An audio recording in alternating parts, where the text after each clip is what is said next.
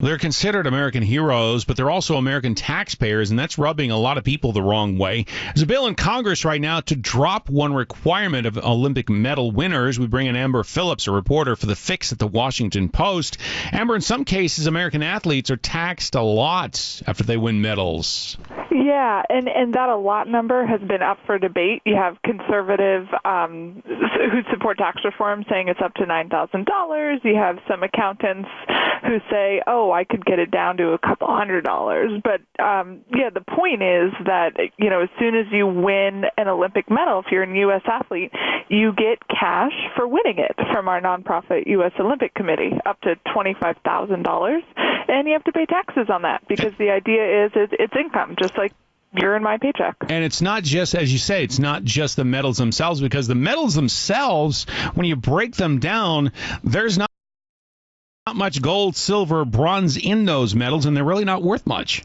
No, that was one of the surprising things I learned in reporting this story is the gold and silver medal are actually made of silver. They're worth like $500 to $300, depending on prices for those minerals right now. The bronze is worth like $5. So the focus here really is on the money that our nonprofit U.S. Olympic Committee gives to these athletes because they don't get any government funding otherwise, like a majority of other athletes around the world do. And this has always been the whole thing is the difference between having amateur athletes in the Olympics and then having professional athletes. And as you mentioned, that they're government subsidized in most of the other countries. And so the people that are training and going to the Olympics in a lot of cases are living in poverty. Yeah.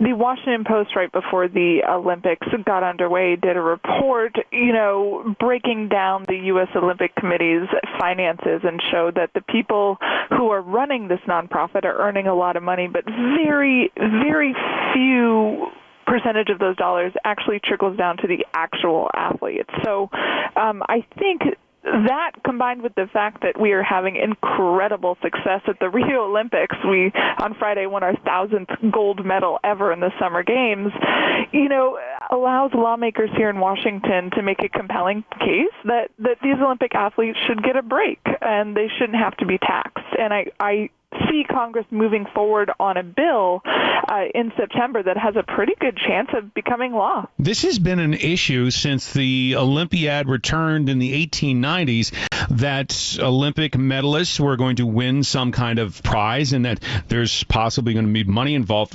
Does this come up every 4 years, the whole thought of taxing Olympic medalists for what they win? It does, and it got a lot of traction for some reason in 2012. Well, actually, I know the reason. It was Grover Norquist, his conservative tax reform group, Americans for Tax Reform, wrote a really buzzy blog post declaring that Olympians who win gold could pay up to $9,000 in taxes. There was a debate between his group and PolitiFact about it. Marco Rubio, right after that blog post, introduced a bill saying, well, this is ridiculous. I think we should give this Olympians a break. And it got a ton of buzz in 2012. And then after the London Olympics were over, just died down. The best I could tell was Congress just wasn't really interested in it after the Olympics. I feel like that's changing because of our success in Rio. And I hear from lawmakers that in September, they're going to make this a priority. Last question. Got about 10 seconds to do this. Is this the same issue for Olympians in the Winter Olympics as well? Yep, absolutely. Whatever Congress does would apply to them, too. That's Amber Phillips from the Washington Post.